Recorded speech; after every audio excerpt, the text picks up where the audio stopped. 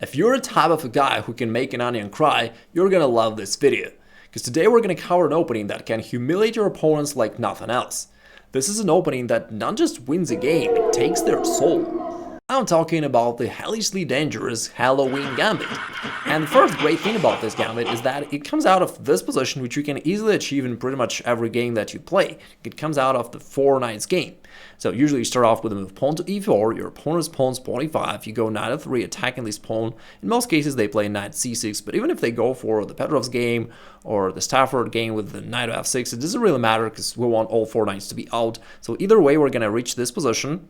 And if black tries something else, I'll tell you later what to do there. And in this case, you're playing a paradoxical move, knight takes e5. And at first it looks like a simple blunder, because the pawn is defended and black can grab your knight. Also, even people who are aware of the gambit usually think that it's something like very suspicious, something that black will easily refute within a couple moves. Little do they know.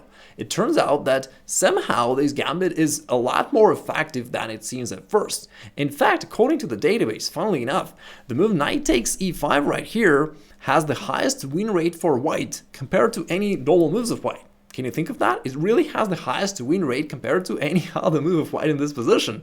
What the heck is going on here? I have no explanation but to assume that there is some dark magic involved in this Halloween Gambit. Anyway, let's see what's the point. So you're giving up the knight, and then you follow up with pawn to d4, chasing this knight away. And it turns out that, although at the moment it looks like black is just fine, but when the knight moves away somewhere, you can keep chasing those knights back, driving them all the way back to their original squares, which gives you a lot of space, a lot of opportunities to attack. And what's good about the Halloween Gambit is that, in fact, you don't even rely on a particular trap. It's not that you hope that your pawn will blunder something. It just gives you this long-term, lasting and powerful attack, and black has multiple opportunities to go wrong. In fact, all their natural moves are kind of wrong here in this position. In order to stay in the game, they have to play out of the box, which certainly 99% of your opponents won't be able to. Anyway, let's see what's going on here. So first off, by the way, after pawn to d4, the knight has to go back. Can't go forward because if it plays here after e5, now both of the knights are hanging and black will lose a piece. So that's not a good option for black. Therefore, they'll usually go either knight to c6 in most cases or knight to g6. We're going to take a look at both of these moves, and white's attacking patterns are quite similar in any case. So for example, after knight to c6, you push this pawn forward to d5 and you keep chasing the knight. And if, for instance, black wants to put it to safety back to b8, then you keep pushing pawn to e5. Here black realizes once again that, hey, somehow it's getting annoying.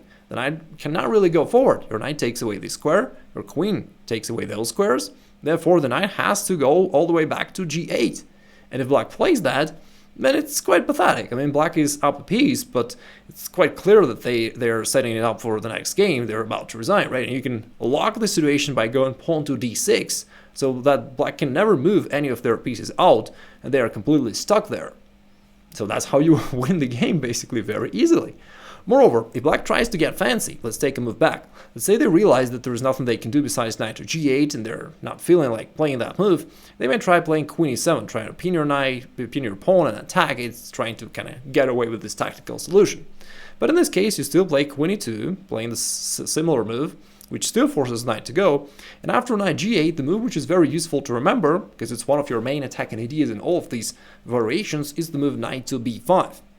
You're hitting the square, which will fork the king and the rook, but also you're preparing for your pawn to still go forward, d6, pressing black, and starting this winning attack. If black tries to go d6 to prevent you from pushing forward and defending seemingly this pawn on c7, you break through anyway, knight takes c7. And after queen takes, here comes pawn to d6, check to the king, and you're winning the queen. So that's something really hard to explain. As I told you, in the Halloween Gambit, when black plays normal, natural-looking moves, somehow they're just going down. And that's why I've told you that it's the best opening to humiliate your opponents, because they feel like your opening gambit is something suspicious, and they should be winning. They're playing normal moves, but they're losing, right? So it kind of makes them feel completely dumb after losing games like that. Now that covers the move knight to b8, which allows you to push your other pawn forward and bring the black's knights all the way back to their original squares. Therefore, in most cases, they're going to play knight to e5, trying to keep the knight in the game. But then you just keep chasing those knights. Pawn f4, the knight goes back, pawn e5, pushing this knight back. It still cannot go forward, has to go all the way back, and then you play this key move pawn to d6 just to lock the situation. And then after this exchange, you can see that although black is up a piece, but basically they're completely paralyzed. Like this bishop can't get out, so as the rook, so black cannot castle, this bishop can't get out, so as the rook, and like it's very difficult for black to do anything here really. Usually they play queen b6 or queen f6, trying to win your pawn on d6, because it's indeed very annoying for black to face this pawn. In both cases, you're going to play the same move, knight to b5. We already know that it's a common attacking pattern here. From here, the knight defends this pawn on d6, but even more importantly, it aims to this square of c7, and from there it's going to fork the king and the rook. Thus, we are about to win the rook.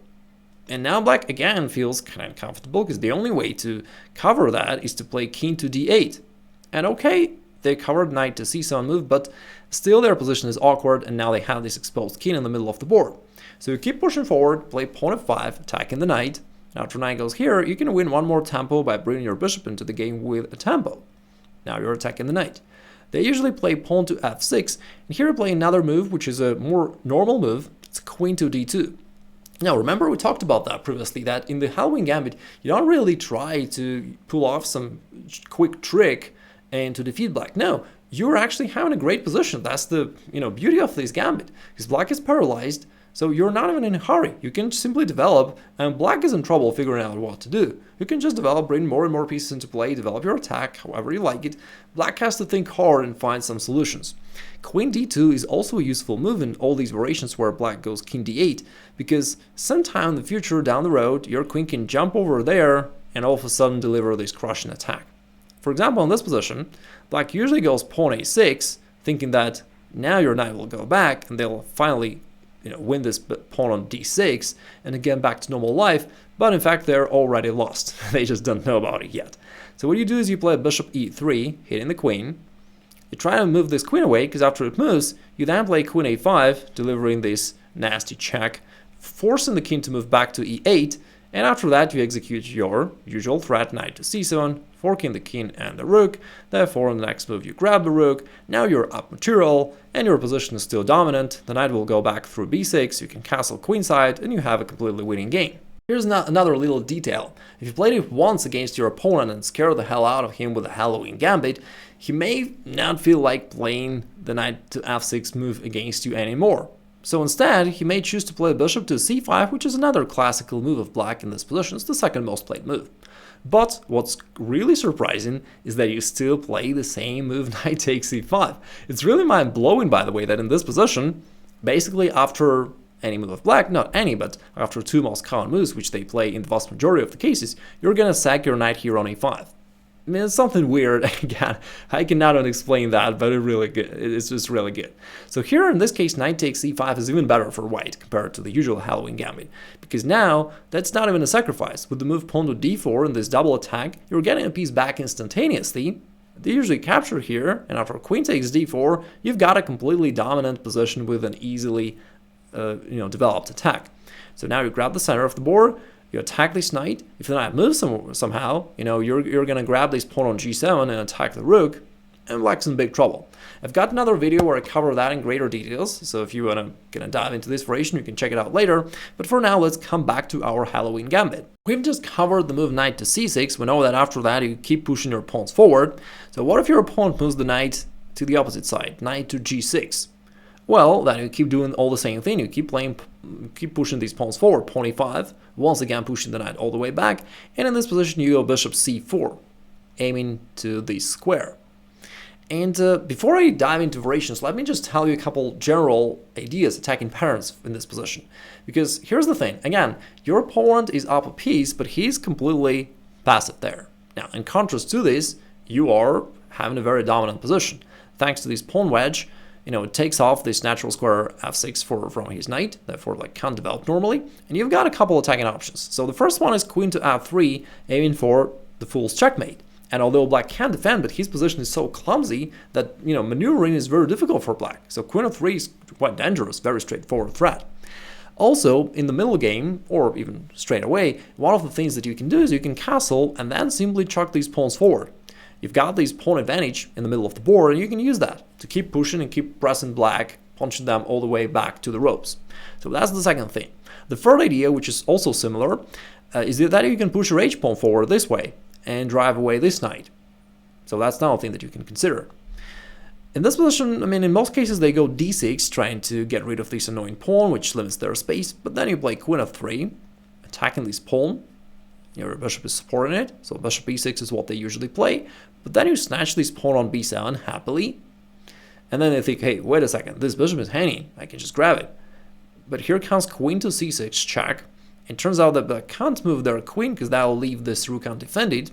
Therefore, they have to play this ugly move king to e7, keeping the king like extremely overexposed. And after queen takes c4, you're just having this position which should be easily winning for white. I mean, again, black is completely passive. You've got already 2 pawns for a piece, and you have a lot of attacking ideas and what you can do against this king. By the way, they cannot really grab your pawn here, because if so, they're opening up this file, so you play queen e4, and you just win this knight on the pin. So if f6, you go pawn f4, and you win the knight, and then you continue your attack.